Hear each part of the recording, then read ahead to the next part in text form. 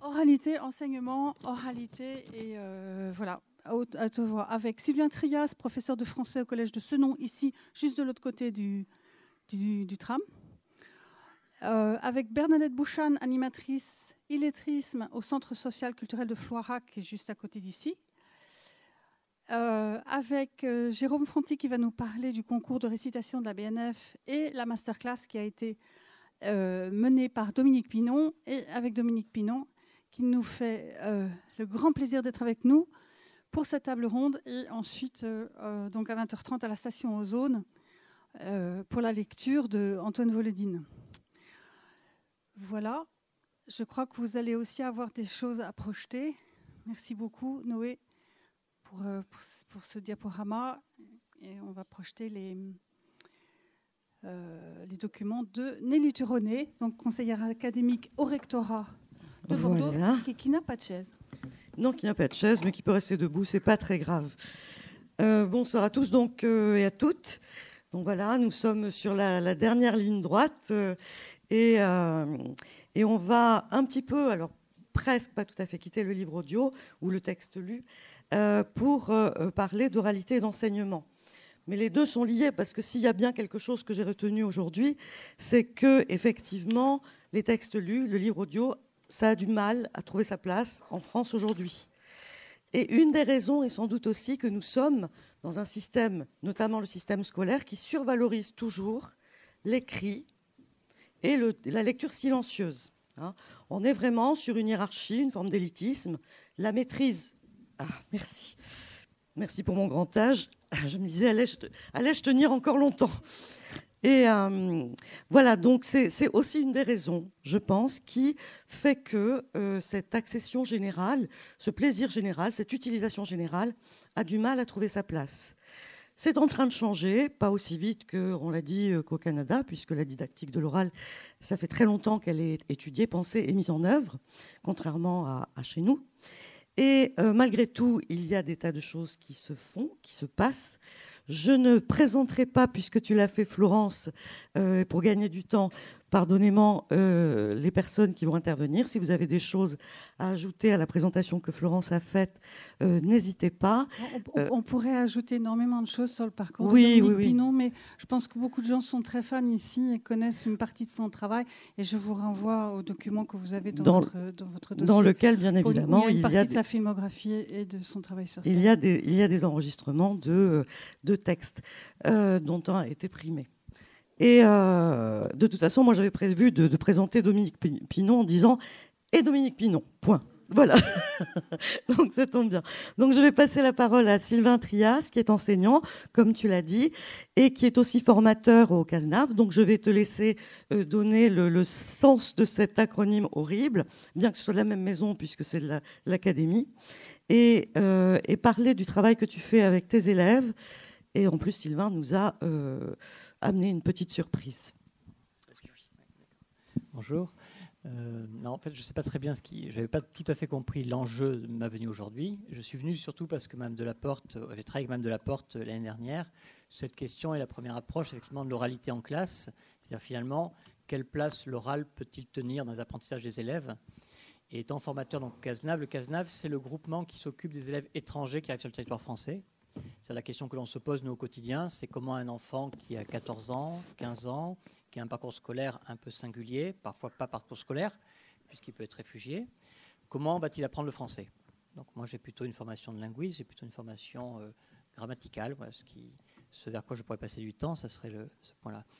En dehors de ça, je suis aussi enseignant de lettres, et ça fait un moment qu'effectivement on se pose la question dans nos ateliers où on travaille, de se dire, mais finalement, pourquoi les enfants n'arrivent pas à écrire ? Qu'est-ce qui fait qu'ils n'arrivent pas à passer à l'écrit ?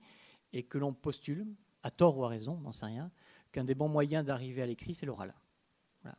Donc on n'en sait rien. C'est-à-dire que quand je dis n'en sait rien, c'est que nous, quand on travaille comme enseignant, on met en place des choses, mais on n'a pas les outils d'analyse de ce que l'on fait. Voilà, donc on présuppose que ce que l'on fait, ça a du sens. Voilà.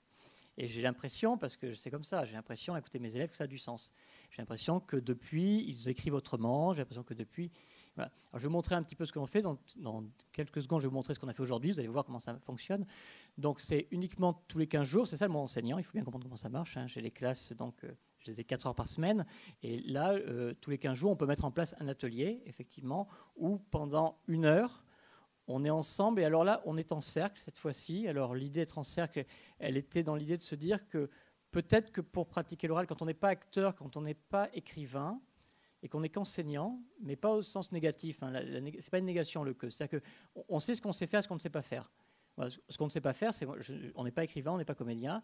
Donc, ce que l'on sait faire, c'est mettre une situation en place qui permettra aux élèves de s'exprimer. Mais on ne sait pas comment ils vont s'exprimer. En fait, je ne sais pas créer un atelier. Ce que l'on sait faire, c'est s'effacer. Voilà. Le postulat peut-être de l'enseignant pour que l'élève puisse parler, c'est s'effacer. Et pour s'effacer, la situation géographique, c'est celle du cercle. Ça paraît bizarre, mais le cercle, ça permet de remettre tout le monde au même niveau. Et d'un seul coup, votre propre parole n'étant pas plus importante que celle qui est autour de vous, d'un seul coup, votre parole, vous pouvez ne pas la voir. Donc voilà, comment ça se passe. Donc il y a 15 élèves, ils sont en cercle, on tient dans un chapeau quelque chose, des éléments, et à partir de ces éléments, on fait quelque chose. Alors actuellement, on travaille sur les 3 contes de Gustave Flaubert, et on se posait la question un peu du déplacement des personnages. C'est quoi un personnage? Comment ça se déplace? Pourquoi ça se déplace? C'est vrai. Pourquoi ça bouge un personnage? C'est quand même bizarre ça. Pourquoi ça bouge un personnage? Et donc on se disait, mais comment on déplace les personnages? Et d'un seul coup, c'était la question du jour. Et alors aujourd'hui, le travail qu'ils avaient à mener, c'était le suivant. C'était, on est chez soi, donc c'est un jeu qui parle, on est chez soi, et il faut qu'on parte. On ne sait pas pourquoi on doit partir, il n'y a pas de raison de partir. On est chez soi, il faut partir. Voilà. Et chaque élève doit être capable, environ en 3 minutes dans sa tête, de créer un début de récit, et ensuite il doit le dire tout de suite. Il n'écrit rien, on n'écrit rien, il n'y a pas d'écrit, il n'y a pas de stylo, il n'y a rien. On a juste une clé USB, je ne sais pas si vous connaissez la clé USB qu'on met au milieu de la table, et qui permet d'enregistrer directement le son. Voilà, donc je vais vous faire écouter maintenant, si on peut le passer, un des élèves qui a fait ça, donc ça dure 45 secondes. Voilà ce que ça donne. Voilà aujourd'hui ce qu'on a fait, c'était à 15h12 tout à l'heure. Voilà.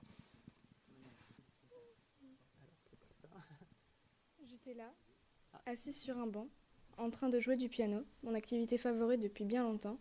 Et là, m'est venue une idée, saugrenue, bête me direz-vous, mais j'avais envie de partir loin d'ici, changer d'air et mettre du renouveau dans ma vie. Je pris un sac, y mis le nécessaire vital, de quoi manger, de quoi boire, sortis de chez moi et arrêta le premier taxi qui venait. Je lui dis de me conduire au premier aéroport qui venait. Il m'y conduisit sans problème. Je descendis du taxi et commença à déambuler dans les couloirs de l'aéroport. Je voyais des tableaux pour Cuba, Roubaix, Dubaï, et j'en ai vu un pour Mexico. Mexico, c'est de ça dont j'ai besoin. C'est le travail qu'on a fait tout à l'heure. C'est ce qu'on a fait tout à l'heure, c'est le travail que l'on mène avec les élèves. C'est-à-dire que ça ne paraît pas grand-chose, je ne me rends pas compte de votre point de vue ce que ça donne. Pour nous, enseignants, c'est beaucoup, je tiens à vous le dire. C'est beaucoup d'avoir sur 45 minutes, 50 minutes, 15 élèves qui sont capables comme ça de parler 1 minute, quasiment, sans s'arrêter, sur un texte qu'ils ont écrit dans leur tête. Et l'objectif, il est assez simple pour nous, c'est que l'oral permette de rentrer en écriture. C'est-à-dire que je me dédouane un petit peu quelque temps de tout ce qui est la problématique orthographique, syntaxique, morphosyntaxique, tout ce qui nous embarrasse, tout ce qui nous encombre dans l'écriture, les uns les autres. Et puis, je me lance. Voilà. Je me lance et ma voix s'installe. Alors, ce n'est pas par flagornerie, mais c'est une réalité. C'est une chose qu'on a découverte par Mme Delaporte, qui est ici. Voilà. Donc, on lui rend un hommage, puisque cet exercice, en fait, c'est elle qui nous l'a donné. C'est elle qui nous l'a proposé. On l'a repris à notre compte. Et il nous a permis, sur une année, Mme Delaporte en sera témoin, quand même, d'inviter intégralement une classe, tout le monde, à pouvoir porter un récit complet. Voilà, donc, ce qui est intéressant. Et sincèrement, je vais finir de parler comme ça, mais sincèrement, pour faire simple, on a tous conscience que l'oral est essentiel, on a tous conscience que l'oral ne s'apprend pas. C'est un truc très bizarre, c'est une contradiction magnifique de l'éducation nationale. C'est que d'un côté, vous avez une obligation de passer l'examen à l'oral, et de l'autre, jamais de prise de temps pour leur apprendre à s'exprimer à l'oral. Voilà. D'où la volonté rive droite, qui n'est pas une blague, que tous les éléments de remédiation, depuis quelques temps, depuis 2-3 ans, tout le monde essaye de passer que par l'oral pour travailler la remédiation, avec comme postulat, je répète, hein, c'est vraiment un postulat, c'est qu'on n'en sait rien. On présuppose, on espère, on escompte que par ce biais-là, on va aider ces jeunes élèves à pouvoir rentrer dans l'écriture. Voilà. Oui, donc effectivement, c'est découvrir pour eux qu'ils sont en capacité de créer des histoires, de raconter des histoires. Parce qu'il y a la peur, panique que l'écrit peut donner à nos élèves, c'est effectivement le fait de les bloquer aussi dans leur imaginaire, ou du moins dans la restitution de leur imaginaire. Et c'est bien dommage. Bernadette Bouchane, je vous laisse prendre la parole pour raconter, contextualiser votre travail au Centre social de Florac. Oui, Centre social et culturel de Florac. Je vous laisse la parole. Bonjour. Voilà, donc moi je suis chargée d'animer des ateliers d'apprentissage du français, mais pour les adultes, hein, ceux donc, qui sont sortis du dispositif scolaire et qui peuvent être des personnes en situation d'illettrisme, donc personnes dont la langue française est la langue maternelle, mais qui peu à peu ont oublié la maîtrise. Également des personnes en français langue étrangère, donc scolarisées dans leur langue maternelle, mais qui sont là pour apprendre donc, le français, et des personnes en alphabétisation, donc personnes jamais scolarisées. Alors, je vais plutôt prendre en compte les personnes qui relèvent de l'alphabétisation et qui ont été quand même un petit peu scolarisées dans leur pays, mais de façon très irrégulière. Quelques mots pour les personnes en situation d'illettrisme. Ils sont 2 500 000 en France, sauf que nous, dans nos ateliers, nous en avons très peu. Personnes, voilà, très peu repérables. Cependant, c'est vrai que les ouvrages que l'on va utiliser, associant illustration et CD audio, vont pouvoir aussi permettre de retrouver un petit peu de réconfort, de retrouver aussi un support qui, voilà, ce sont des personnes qui sont dans la honte, qui pour eux c'est très douloureux la reprise de la lecture, de l'écriture, donc on prendra plus un accompagnement individuel au départ et des outils un peu différents. Pour les personnes en situation d'alphabétisation, c'est vrai que les ateliers que nous proposons sont animés dans le centre social, mais également dans la médiathèque. Et ça, c'est un aspect très important parce que nous sommes aussi avec des ouvrages vrais. Nous circulons dans l'espace et bien sûr, les personnes ont des cartes de retrait, d'emprunt, donc les livres circulent. Pour ces personnes-là, donc c'est vrai qu'on dans un atelier voilà, d'une séance de 2h30 environ, l'idée c'est de proposer différents types d'ateliers, différents types de supports. Ça peut être le numérique avec un logiciel, ça peut être des fiches qui sont beaucoup empruntées à freiner aussi, mais également on utilise l'ouvrage illustré accompagné du CD audio.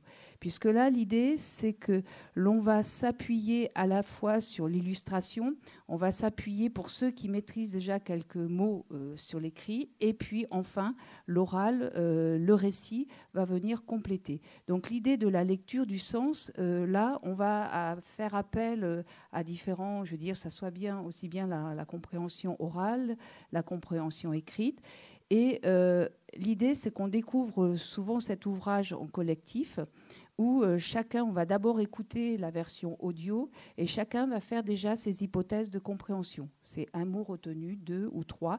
Là, je prends au hasard. Nous, on pioche dans ce qu'il y a à la médiathèque. On n'a pas de référent particulier. On prend le classique Roule-Galette. Et c'est vrai qu'il se trouve qu'une personne d'origine arménienne qui a vécu en Russie connaît cette histoire. Parce que voilà, il y a aussi des choses qui se ressemblent d'un pays à l'autre. Et ça, c'est aussi une richesse à prendre en compte. Et l'idée, c'est d'écouter, puisqu'il y a des personnes qui vont avoir aussi cette mémoire auditive plus importante, ça va les aider à accrocher, ça va les aider à entendre. Et puis, à un moment donné, on va aussi s'appuyer sur l'illustration et donc faire des hypothèses de compréhension qui vont petit à petit arriver à la découverte entière de l'histoire. Voilà un petit peu cet usage. Ça, c'est collectif. Mais également, l'avantage de cet outil, c'est qu'il peut être emprunté. Et nous, au niveau de la médiathèque, il peut être écouté de façon seule avec le casque. Et les personnes vont essayer à leur rythme de reprendre, de revoir ce qu'elles ont entendu collectivement.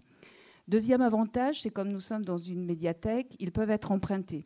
Et nous, nous appuyons beaucoup sur la famille aussi dans l'apprentissage, puisque voilà, l'apprendre le français pour des personnes qui ne sont pas issues, qui sont issues de l'immigration, c'est aussi tout le projet migratoire qui est travaillé derrière. C'est pourquoi j'apprends le français, à quoi ça va servir. C'est pas seulement pour aller la vie quotidienne, mais ça va aussi dépasser tout ça. Et puis, ça va aussi permettre d'accompagner des enfants qui entrent en scolarité, notamment dès la maternelle, où on va pouvoir sensibiliser et accompagner les parents. Donc ce livre-là va être écouté à la maison Et ce qu'on disait tout à l'heure, c'est vrai qu'on a des mamans qui ont l'habitude, des parents, je veux dire, il n'y a pas que des mamans, qui ont l'habitude à la maison d'écouter de la musique, d'écouter qui leur rappellent bien sûr leur origine. Et l'outil audio est très favorable. D'autant plus que beaucoup de parents hésitent au départ à amener des ouvrages à la maison. Parce que ces ouvrages, ils vont être abîmés, ils vont être détériorés, on n'a pas l'habitude. Et donc, ils vont, pour certains, être mis au-dessus de l'armoire ou autres et ne vont pas être utilisés. Donc, le côté audio, c'est des personnes qui me disent, moi, en faisant la cuisine, je mets et j'écoute. Voilà un petit peu cet outil-là. Il faut savoir aussi que l'édition Clé internationale, donc là qui est plus spécifiquement en recherche par rapport aux personnes en français langue étrangère, propose en français facile donc des ouvrages tels que 20 000 lieues sous les mers, La guerre des boutons, donc des classiques, mais revus de façon un petit peu plus réduite dans le sens où le français facile va choisir des mots de compréhension plus simples, ce qui n'empêche pas après, plus tard, quand cet ouvrage est mieux maîtrisé, d'aller voir l'ouvrage, l'original. Voilà. Donc ça, c'est aussi un support qui peut être utilisé. Enfin, ce que je voulais dire, là, c'est l'utilisation de l'audio par rapport à l'apprentissage du français, mais ce qu'on a vu dans une autre expérience que l'on a conduit avec le Salon Presse Jeunesse de Montreuil, dans l'action des livres à soi, c'est aussi, à travers l'audio, les livres audio, la valorisation de la langue maternelle. Parce que nous, voilà, l'idée de ce projet en quelques mots des livres à soi, c'était d'associer, de repérer des parents éloignés de l'écrit et de les former. C'est bien l'équipe du salon qui dit ça, de former ces parents au choix d'ouvrages pour les 0-6 ans, donc période plus favorable quand l'enfant entre à l'école, de choisir des ouvrages. Et là-dedans, ce que l'on a vu, c'est que les parents se sont très très vite dirigés vers les livres CD, justement. Alors Didier Jeunesse en fait pas mal, qui propose des comptines, des histoires, aussi bien en langue française et dans plusieurs langues, dont très souvent ils retrouvent la leur.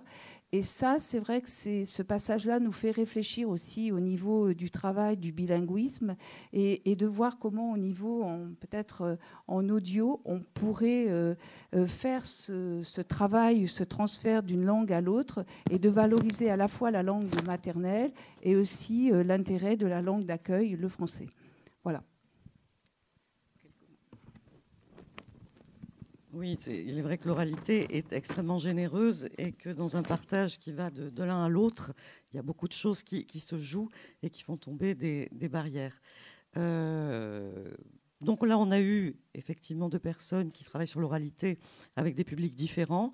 On va maintenant écouter Jérôme Fronti qui fait plein de choses puisqu'il dirige le service de l'action pédagogique de la BNF depuis 2015 et qu'à ce titre, il initie pour les publics scolaires, mais pas que, des actions d'éducation artistique et culturelle dans lesquelles l'oralité trouve toute sa place. Je vous laisse la parole.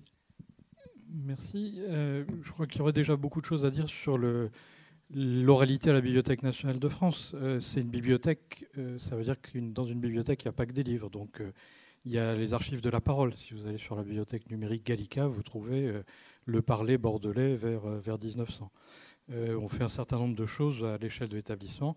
On a fait un festival qu'on a commencé l'an dernier et ça s'appelle Bibliothèque parlante. Ce n'est pas complètement un hasard, avec lecture marathon de Cervantes, avec des grandes voix et des voix moins connues. Il se trouve par ailleurs qu'il y a un service éducatif à la BNF, en effet, et on a toute une gamme d'activités. On s'occupe des classes d'une part, des professionnels académiques d'autre part, des bibliothécaires, des documentalistes. Donc je ne vais pas vous faire le catalogue, mais j'observe qu'il y a un certain nombre de récurrences qui sont autour de l'oralité. Il faut savoir déjà qu'il y a 2 acteurs dans l'équipe, c'est utile, et que par exemple on fait des visites théâtralisées, de la mise en voix de textes. Et puis des choses qu'on a expérimentées plus récemment. Par exemple, on a monté avec une classe de collège l'an dernier, puis cette année, ce sera avec une classe de primaire, le principe des petits conteurs, un peu sur le principe des petits médiateurs que vous connaissez dans certains musées d'art contemporain. Et là, il y a un travail à la fois de récitation, d'apprentissage du texte, mais d'écriture. Et il s'agit que les enfants présentent la bibliothèque dans son histoire, dans sa complexité. Alors, on prend un site, au hasard, celui de Tolbiac, et le présente, il y a un côté intergénérationnel, à des anciens. Et ça, c'est une expérience d'écriture et de récitation qui est tout à fait intéressante. Pour prendre un autre exemple très différent, on a échangé là-dessus parce qu'il y a eu beaucoup de choses qui ont été faites autour de la laïcité. Peut-être certains d'entre vous ont eu entre les mains un projet sur Affiche, une exposition qu'on a faite autour de la laïcité en question, sujet difficile qu'on a lancé en 2015 dans des conditions particulières. Et on s'est posé la question de faire des ateliers autour de la laïcité. C'était chaud, c'était difficile. Et en fait, ça, on s'est aperçu qu'on l'a fait à partir des affiches, donc il y avait l'angle patrimoine et citoyenneté, mais que ça ne pouvait marcher que par des jeux de rôle. Et on l'a fait avec des écritures de textes, notamment dans les quartiers dits difficiles, notamment avec des écoles de la seconde chance. Bon. Et puis, autour de toutes ces activités, donc de visites, d'ateliers, il y a des choses un peu plus événementielles. Et ce qu'on vous avait mis dans le programme, c'est qu'en effet, on organise depuis quelques années maintenant un concours de récitation. Alors ça fait assez vieux jeu, parce qu'il y a concours, donc c'est vraiment un concours. Et puis c'est vraiment de la récitation. Donc le principe, c'est des textes qui sont appris. C'est destiné à des collèges, à des lycées. C'est un travail sur toute l'année. Il y a des dossiers qui nous sont soumis en fonction d'une thématique. Et donc c'est les élèves, et c'est très important, et les enseignants qui choisissent les textes. Et puis, il y a une journée de restitution, qui est le concours lui-même, qui est une journée également d'immersion dans des contenus en rapport avec le thème. Donc, par exemple, une année, vous aviez l'exposition Piaf, donc c'était autour de la musique du chant. L'an dernier, c'était autour du cirque et des arts de la scène. Cette année, on sera autour des révolutions. Et puis, il y a le concours proprement dit, et puis un acteur fait une masterclass pour... D'abord, il est le président du jury, donc il y a ce côté très, très formel, et ce n'est pas facile de choisir, on y reviendra peut-être. Et puis, il transmet sa pratique et son savoir aux élèves. Donc ce que je peux vous dire, pour en témoigner et l'avoir monté quelques fois maintenant, c'est que c'est très fort comme événement, dans des formes assez traditionnelles, mais ça resitue la place de l'oralité dans l'enseignement. Mais peut-être le mieux, c'est que je vous montre une petite vidéo, et vous avez la primeur parce qu'on vient de finir le montage avant-hier. Vous êtes les premiers à le voir. Voilà.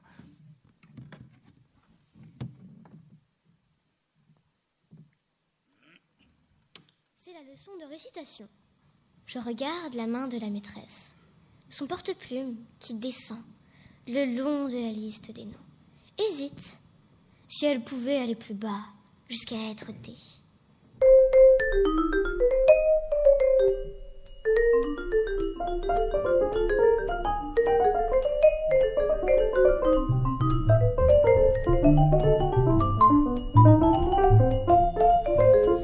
Là, j'ai beaucoup le trac, vous voyez, vous parlez.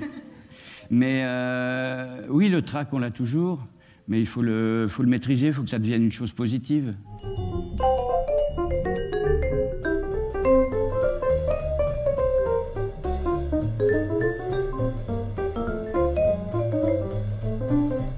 C'est Monsieur Bébert, le roi des gangsters, qui a 3 revolvers. Il a 2 Chrysler, il a un Spider qui est pas en verre.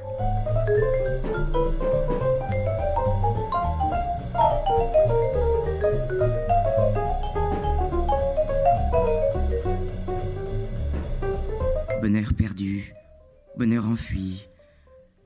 Toujours je pense à cette nuit, et l'envie de sa peau me ronge. Parfois je pleure et puis je songe que lorsque j'étais sur son cœur, j'aurais dû crier mon bonheur.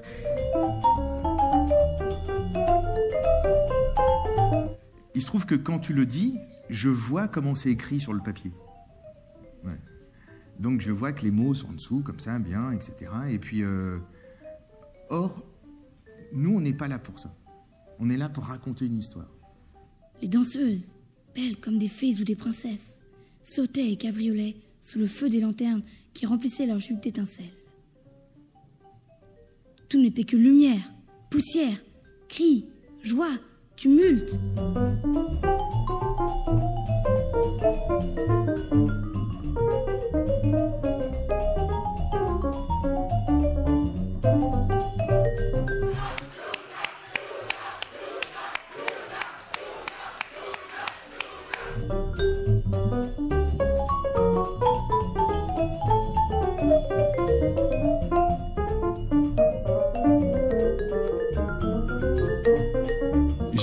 j'ai compris l'école, j'ai compris le savoir, j'ai compris la littérature à travers le fait de prononcer les mots, de les dire, de les jouer.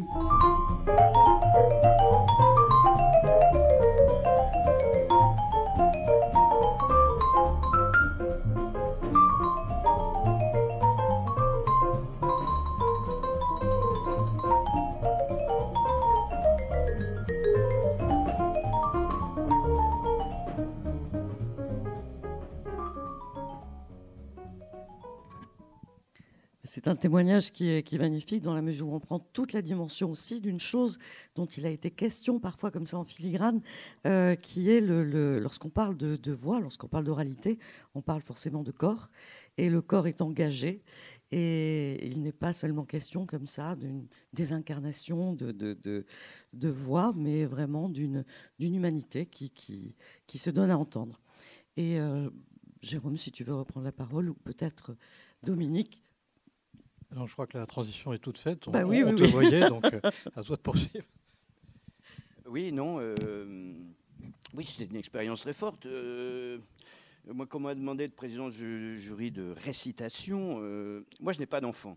Donc, je ne sais pas trop ce qui se fait dans l'enseignement depuis quelques années, mais je sais que moi, c'est lié à la récitation, lié à des souvenirs personnels. Et pour moi, la récitation, ça a été pour moi le début du goût du théâtre et le goût de me... Oui, comme vous dites, de me montrer, enfin, voilà, voilà. Et donc j'ai accepté volontiers cette expérience à la Bibliothèque nationale, et c'était très fort, comme vous avez vu voir. Parce que je ne sais pas ce qu'ils font en classe. La récitation, ça ne se fait plus, je suppose. Non, si, ça se fait encore. Ça se fait encore. Mais voilà, je les ai trouvés tous formidables, et c'était voilà, c'est très émouvant. Oui, je comprends bien l'émotion à voir soudain des textes surgir de corps si jeunes et qui ont un poids et auxquels ils savent donner un poids. Et ça, rien que ça, c'est un trésor absolu qui doit nous convaincre de continuer ce travail, c'est évident. Et lorsque vous avez été en contact avec ces jeunes, est-ce qu'il y a des façons d'être, des façons de dire qui vous ont plus particulièrement marqué? Je crois que le thème, c'était Tréteaux et chapiteaux, l'année où vous avez... Oui. Bah, les façons de dire... ce que je ressens surtout, c'est l'envie ou pas l'envie. C'est les enfants qui... Il y en a dont on sent qu'ils n'ont pas envie d'être là. Il y en a d'autres, on sent qu'ils ont envie. Et puis, il y en a, c'est pas forcément bien dit, mais ils racontent. Ils racontent quelque chose, et il y a le cœur qui est là. Quand le cœur est là, c'est formidable. Oui, c'est incarné, c'est ça. Oui, c'est incarné, c'est sincère, voilà. Et puis, il ne faut pas oublier quand même que la récitation, c'est aussi un exercice de mémoire. Et ça, c'est important aussi. Le fait d'apprendre par cœur. Moi qui suis comédien, je sais qu'il y a des comédiens qui n'aiment pas, qui vous disent qu'il apprendre un texte, c'est chiant d'apprendre un texte, etc. Mais moi, ça fait partie de mon plaisir de comédien, d'avoir un texte à dire, d'avoir un texte à apprendre. C'est quelque chose que j'adore faire. Oui. C'est un travail seul, solitaire, mais j'aime ça. Il y a une mémoire du corps dans le texte. Et il y a une mémoire du corps aussi, bien sûr. Mmh. Mais d'abord, il y a la mémoire du texte, quand même. Est-ce que les deux ne se rejoignent pas à un moment donné? Si, ils se rejoignent, bien sûr, ils se rejoignent. Mais moi, je sais que quand je joue au théâtre et que j'arrive au premier jeu de répétition, j'ai le texte en tête. Et après, il va se mettre, il va vraiment s'inscrire avec le corps, évidemment. Et dans la masterclass que vous avez donc animée cette année-là, donc l'année juste passée en fait, oui. Puisqu'on parle, je parle en année scolaire, pardon, c'est une déformation professionnelle. Et qu'est-ce qui s'est passé? Qu'est-ce que vous avez partagé avec eux? Masterclass, c'est un bien grand mot. Vous savez, j'ai partagé les questions qu'ils me posaient sur le métier de comédien, surtout. C'est toujours un métier qui fascine les jeunes, donc beaucoup de questions là-dessus, et voilà. Ouais. Et vous avez enregistré au moins, si ma mémoire est bonne, 4 textes. Comme on est dans l'oralité, je ne reprends pas mes fiches. Donc, je suis sans filet. 4 textes, si ma mémoire est bonne. Et dont un, c'est Le Fakir, qui est un roman assez drôle. Non, allez, je triche. Il y en a plein, oui. Est-ce que vous avez choisi les textes ou non, on vous les a proposés? on me les donne, on me les propose. D'accord. Voilà, et je les lis. Il y en a toujours des plus ou moins bons dans ce livre. Voilà. Oui. Il y en a que j'ai... Mais moi, la lecture reste toujours un plaisir, quoi que je lise, de toute façon. Et si le texte est moyen, eh ben, je m'efforce de le rendre audible, au moins. Oui. Oui, je pense que effectivement, la mise en voix peut magnifier un texte. L'inverse est vrai aussi, mais effectivement, ça peut tout à fait magnifier un texte. Enfin, il me semble. Oui. Oui. Et est-ce que est-ce que vous avez prévu d'enregistrer d'autres documents, pour l'instant, c'est pas dans vos tuyaux? Non, j'en ai enregistré plein. Je ne sais pas. Moi, vous savez, je ne prévois rien dans mon métier. On attend ce que ça. Je ne sais pas. Oui, moi, j'ai envie d'en faire encore, évidemment, mais j'ai pas de. Pour l'instant, je n'ai pas de. De projets. J'ai des projets au théâtre, déjà, des projets au cinéma, oui. Mais pas, oui. Notamment avec Valère Novarina, il y a peu de temps. Oui, que j'ai fait et que je ferai sans doute en tournée l'année prochaine. Voilà. Si on peut peut-être passer aux questions, j'imagine qu'il doit y en avoir. Je ne sais pas, oui, Florence.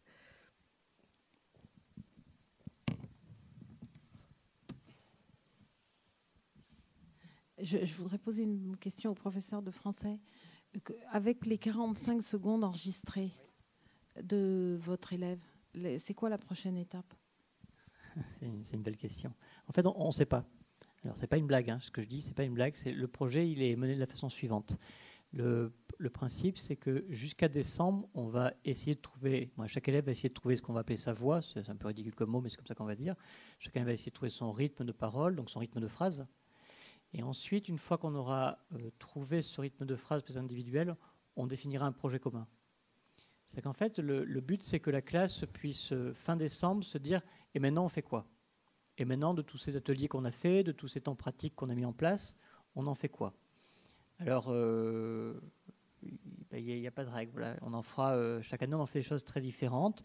Une année, on en avait fait un joli projet de Bible, de brigade d'intervention poétique, où on était intervenu sur l'ensemble des stations de tram de Bordeaux, et où on se déplaçait et on déclamait de la poésie qu'on avait écrite, comme ça, à la sauvage. C'était assez rigolo à faire. C'est marrant, ça à faire. Mais ça ne vous démange pas de lui mettre un casque et de la mettre devant un clavier et de lui dire maintenant ce que tu as dit t'a plu? Alors, ça ne me démange pas. On essaye à minima d'être patient, ça c'est sûr, de leur laisser le temps de s'installer. La grande peur des enseignants, je pense qu'une des grandes peurs des enseignants, c'est finalement, c'est peut-être d'orienter l'enfant ou l'élève. Je crois que c'est bizarre chez nous, mais je crois qu'à tâtons, quelque chose comme ça, comme à tâtons ou en gambadant un peu, on aimerait bien qu'ils n'arrivent pas eux-mêmes à trouver un chemin. C'est un peu bizarre comme stratégie, toujours un peu ridicule de le dire comme ça, c'est toujours un peu prétentieux même, je pense. Mais peu importe, c'est assez réel. Voilà. Et donc, les mettre devant le clavier, c'est rompre le pacte qu'on a fixé ensemble au début de l'année. Ce pacte, c'était pour l'instant, on ne va pas écrire. Voilà. Pour l'instant, on va s'autoriser à pas écrire. Mais transcrire, c'est pas écrire. Oui, transcrire, c'est pas écrire, vous avez raison, ça, vous êtes plus fine que moi, je vois, et plus vive que moi. Mais je n'ai pas cette vivacité-là, donc voilà, c'est pour ça que j'y arrive pas, c'est simplement ça. Non, je sais pas, transcrire, c'est pas écrire, peut-être. On va le faire, c'est sûr, à un moment donné, on le fait toujours. On le fait toujours, c'est obligatoire. Mais honnêtement, je ne sais vraiment pas ce qu'on en fera. Voilà. Je sais que chaque année, on finit par un projet et on va au bout. Je ne sais pas pourquoi, je ne sais pas comment, en fait, je ne sais pas du tout, mais je sais qu'on y arrive. Voilà. Du type même de ce genre de projet que l'on voit. Mais là, je voudrais juste revenir 2 secondes sur la question de est-ce qu'on récite toujours. Là, en 6e, ils vont devoir réciter à partir de demain l'inventaire de Prévert. Je ne sais pas si vous voyez ce texte, qui est un texte très long dans lequel il y a beaucoup de répétitions. Et là, c'est pour montrer un peu les démarches aussi, telles qu'on travaille. C'est que sur l'oralité, l'inventaire de Prévert, c'est très long. Là, c'est un travail de confiance qu'on a avec les élèves, c'est-à-dire qu'on leur dit tu récites jusqu'où tu peux. Et en fait, ce jusqu'où tu peux dans l'oralité, en fait, il fait quasiment que tout le monde récite jusqu'au bout. Voilà, c'est ça que je veux dire quand on travaille à tâtons, c'est qu'on travaille sur un pacte de confiance sur les enfants qui sont jeunes, ils ont 11 ans, et quelque part, par je ne sais pas quoi, je ne sais pas ce qui marche, je ne sais pas comment ça marche, cette exigence qui donne de l'appétence, j'en sais rien, mais quelque chose qui fonctionne dans tous les cas, fait que nécessairement la classe, bizarrement, même l'élève qui est en grande difficulté, ce texte de l'inventaire, il va aller jusqu'au bout. Et je pense qu'à un moment donné, il va faire corps avec le texte. Ouais. Et ça, on espère. On ne sait pas comment ça se passe. Ouais. Et juste une autre petite question. Oui. 15 jours après, vous prenez un autre sujet ? Alors, 15 jours après, on prend totalement un autre sujet, oui. Ah oui, donc voilà. C'est pas tu te lèves et tu pars. Non. Ça sera autre chose. Non. Donc, il n'y a pas l'idée de suite. Il y a le principe d'exercices variés pour que... je sais pas, j'écoutais tout à l'heure l'acteur qui disait que lui, il avait compris les textes, finalement, en les mettant en voix, c'est comme ça qu'il les entend. Nous, on est obligé de se dire qu'il y a moult façons d'accéder au texte. Et donc, il y a nécessité de démultiplier les exercices pour que chacun y trouve à sa manière quelque chose qui va permettre de rencontrer sa propre voix. Voilà. Et je ne sais pas comment ça marche. D'autres questions ? Moi, j'ai une question pour Dominique Pinon. On a entendu tout à l'heure Denis Podalides parler de son plaisir de la cabine tout seul avec son casque. Quelle est votre expérience à vous lorsque vous enregistrez? Quel est ce plaisir particulier? Oui, je me retrouve totalement dans ce qu'il a dit, écrit magnifiquement. L'exercice d'enregistrement, pour un comédien, c'est un truc sans stress aucun, quoi. Puisqu'on a le texte devant nous. Donc on n'a pas le stress de jouer, on n'a pas simplement lire, c'est qui est quand même, enfin évidemment pas pour tout le monde simple, mais pour moi c'est quelque chose de simple. Donc voilà, il y a juste à lire le livre qu'on nous propose et puis après on est pris en main. Très bien pris en main par un ingénieur du son et voilà, c'est une chose très agréable à faire. Même, tout à l'heure, on parlait de marathon, il ne faut pas exagérer. Même, je veux dire, on fait des pauses, c'est pas... Non, c'est pas un marathon, quoi. C'est rien qu'un plaisir de lire un texte et d'essayer de faire partager de partager aux futurs auditeurs un plaisir. C'est avant tout ça. Voilà. Est-ce que vous avez eu aussi un rapport particulier au son des voix de votre entourage et une envie de refaire des voix, de vous replonger dans les voix des autres? Les voix des autres, mon entourage, vous parlez de... En grandissant, les voix qui vous étiez familières, vous étaient familières. Des voix... les voix... non, les voix, c'est les voix... Moi, c'est les... reproduire. Non, il y a des voix que j'aime, évidemment, des voix d'acteurs que j'aime, il y a des voix familières qui me sont chères, évidemment, mais le but d'un enregistrement, c'est pas de reproduire, c'est d'être vous, c'est votre voix, et voilà, c'est tout. Moi, j'ai une petite question pour Bernadette. Lorsque des personnes livrent donc des textes, des contes, des comptines, des chansons dans leur propre langue, qui sont de leur mémoire, de leur patrimoine, est-ce que vous êtes tenté parfois, ou peut-être le faites-vous, vous les enregistrez pour pouvoir les donner à entendre, à écouter, les donner à écouter à d'autres? Oui, ça, c'est une expérience qu'on a faite, sauf que c'est la qualité du son. Enfin, on l'a vu tout à l'heure dans l'enregistrement. On fait avec les moyens du bord. Et voilà, ce qu'il faut quand même pour valoriser vraiment l'histoire, la personne, la voix, il faut des choses de qualité. Et je sais que l'association du Lala, d'une langue à l'autre, qui est située sur Paris, qui est un centre de ressources national autour du bilinguisme, a publié, justement, a fait ce travail-là d'enregistrement d'adultes sur des comptines, des histoires. Mais voilà, après, l'idée, c'est qu'on est limité dans la qualité, parce que je crois que si on veut valoriser la personne, l'histoire, il faut des choses de qualité, des studios d'enregistrement qui maintenant existent, notamment dans ces lieux ici, mais qu'il faut se saisir. Voilà. Mais les personnes, voilà, c'est ce qu'il faut dire, c'est que c'est vraiment une valorisation de reprendre aussi leur langue maternelle à un moment donné, de pouvoir exprimer. Et contrairement, enfin, pour nous, l'exercice de la lecture à voix haute, c'est un exercice très difficile dans l'apprentissage. C'est-à-dire qu'on maîtrise le sens, on maîtrise les émotions, on maîtrise... Et les personnes, les apprenants, sont très friands de cet exercice-là et s'y prêtent assez facilement, même en termes de posture, hein, de se mettre debout, de faire les gestes. La gestuelle est très importante. Mais après, voilà, ce qui nécessiterait, c'est un accompagnement avec un comédien, avec des choses, enfin voilà, des éléments que nous, on ne possède pas. Mais on joue entre nous, hein, et donc on est public aussi de ce qui se passe. Et les personnes, même si elles ont des difficultés dans la maîtrise de la lecture, vraiment, c'est un exercice sur lequel elles veulent vraiment s'exercer. Donc, on fait des espaces, on propose des espaces aussi. Voilà. J'ai une question pour Sylvain Trias. On a parlé donc du rapport à la langue de vos élèves et de comment vous et moi, l'année dernière, on les a fait enregistrer dans leur propre smartphone, leur propre texte, tout seul dans leur coin, sans que personne les voie, et comment à cette occasion-là, on a senti, entendu quelque chose d'intime, quelque chose de profond et quelque chose d'inouï sortir que vous ne connaissiez pas des élèves, ce rapport à la profondeur passant par le corps, passant par la langue. Ça, c'était très émouvant.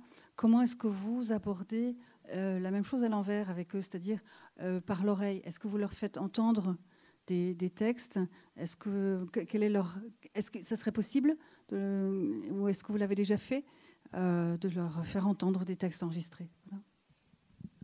Alors, obligatoirement à l'école, on entend des textes enregistrés, il n'y a pas le choix, on en entend beaucoup. L'idée cette année, on vous l'a encore volé, mais ça vous le savez, donc je le répète en fait. L'idée, c'était que la découverte de la littérature classique passe par l'oral cette année. En fait, comme on a zéro recul, puisqu'on est en novembre, et pour nous c'est très court, novembre depuis septembre, pour nous c'est rien, c'est ça qu'on ne sait pas. On commence juste, donc ce qui veut dire que par exemple les 3 contes, effectivement, on écoute des versions audio pour écouter les chapitres, surtout le chapitre 1 qui a été si commenté, puisque c'est sans doute l'un des textes sur lesquels on a le plus écrit en université. Voilà, je ne sais pas quoi dire d'autre en fait. Oui, je ne peux pas répondre aux choses. Oui, ils l'ont fait. Oui, c'est important de le faire. Et ils le font. Je voudrais juste compléter, puisque mon travail est le même que le vôtre en réalité. Moi, je ne fais que compléter, m'occuper des enfants étrangers. Juste redire que dans les projets qui se font rive droite, nécessairement sur l'oralité, tout le temps, tous les enfants travaillent en bilinguisme. C'est-à-dire que l'oralité, elle est super intéressante pour l'apprentissage des langues, parce que les enfants que l'on a, pour qu'ils apprennent le français, on leur permet de continuer à dire des textes dans leur langue d'origine. Et en fait, ils vont stabiliser leur langue d'appui, celle qui va arriver, le français, parce que justement, on va maintenir ce genre de continuité. Voilà. C'est important juste pour entendre les langues. Donc oui, on le fait. Voilà. Je ne peux pas dire autre chose même de la porte. En fait, j'ai pas le. Voilà. D'autres questions, remarques, échanges sur l'oralité. Alors c'est sûr que c'est un tout petit peu décalé par rapport au livre audio, mais c'était de dire si on ne remet pas l'oralité au cœur de nos pratiques, on ne peut pas espérer que le livre audio prenne la place qui lui est due et qui pourrait obtenir. Oui. Et d'ailleurs, à ce propos-là, nous en parlions. C'est vrai que dans la formation initiale des enseignants, autant que dans la formation continue, c'est sans doute quelque chose qui est à réfléchir. L'exercice de lecture à haute voix, de prise en compte de l'oralité, de s'en servir, de l'utiliser et de ne pas la laisser un petit peu. J'entendais tout à l'heure, on parlait d'examen où il y a des oraux à passer, on n'apprend jamais à finalement vraiment la posture de l'oral à l'école. Alors, c'est vrai sans être vrai, mais enfin, du moins, on l'approfondit beaucoup moins que l'écrit. Et puis, il y a la chose drôle, de toute façon, qui est à constater. Dans les examens, on sait très bien, les coefs de l'oral, c'est toujours beaucoup plus bas que les coefs de l'écrit. Hein, donc, déjà, on voit le petit tableau des choses qui sont en place et qui conditionnent aussi inconsciemment, même notre rapport à l'oralité et notre rapport à l'écoute. Puisqu'on part tirer du principe que l'écoute étant passive, ce qui est une méconnaissance des mécanismes cognitifs absolus, mais que l'écoute étant passive, c'est effectivement quelque chose qui est lié à des enfants, c'est infantilisant, etc. C'est de ces idées-là qu'il faut sortir, je pense. Jérôme, tu veux... Oui, je voudrais juste un petit commentaire pour le rapport entre l'oralité, le livre et le lieu. Je suis très content qu'on ait parlé du Cazenave. On fait une expérience avec le Cazenave de Paris, en l'espèce. Et notre problématique, c'est de leur montrer que la bibliothèque est pour eux, qu'ils y trouveront des ressources. Okay, ça, c'est très classique. Mais on s'aperçoit que c'est totalement incompréhensible sans leur raconter la bibliothèque. Et sans nous-mêmes nous mettre en scène et sans les mettre en scène. Et on est en face d'un enfant qui vient du Mali, qui a une pratique du français terriblement embryonnaire. Mais brusquement, il comprend qu'il y a une bibliothèque nationale chez lui et que ça fait sens. Or, ce modèle-là, j'observe qu'on le transpose, alors qu'on soit avec lors d'une masterclass plus organisée que ce qu'on disait quand même, ou que ce soit lorsqu'on monte un atelier pour de la recherche documentaire là, avec une approche produit très ciblée, ça ne prend sens que si on fait le lien entre le lieu et avec l'exercice de la parole. Donc en fait, là, on est au-delà et je pense que ça, on l'a retrouvé dans pas mal de nos propos sur ce que l'on fait dans les bibliothèques. Donc il y a ces trois composantes, me semble-t-il. Quel est le thème de l'année prochaine pour le concours de récitation ? Alors, pour les activités éducatives de la BNF, de plus en plus, on essaye de se caler sur le rythme de la programmation culturelle. Et on est dans une année révolutionnaire. C'est la Russie, c'est mai 68. Il y aura une expo sur les icônes de mai 68. Donc là, les dossiers sont en cours d'instruction, mais on aimerait bien que nos jeunes se déchaînent sur des chansons, sur des textes engagés et un peu décapants. Et ils ont la chance de pouvoir choisir et de se lâcher. C'est pas forcément du contemporain, c'est pas forcément du patrimonial, c'est contemporain aussi.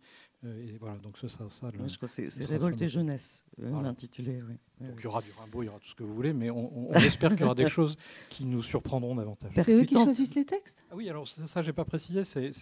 Il y a d'autres événements autour de la lecture, et il y avait des gens du SNE ici, où il y a des contraintes plus fortes. C'est des textes forcément contemporains.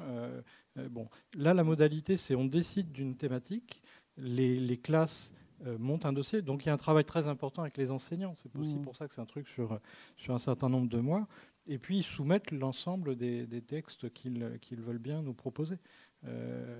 Donc, on a l'embarras du choix, mais ça leur laisse une grande liberté. Puis l'autre chose peut-être, mais je vais arrêter là-dessus, c'est qu'on s'est aperçu par les années, il y a le tropisme, c'est terrible, francilien. Donc, on s'aperçoit qu'il y avait trop de classes parisiennes, franciliennes. Donc, on a, allez, j'ose le mot, truqué le concours de telle sorte qu'on soit sûr que des classes de territoire puissent venir. Oui, c'est le quota provincial, quoi. Peut-être que la classe de M. Trias montera l'année prochaine à la BNF. J'ai l'impression que ce n'est pas tout à fait les mêmes QSP, mais bon, CSP plutôt.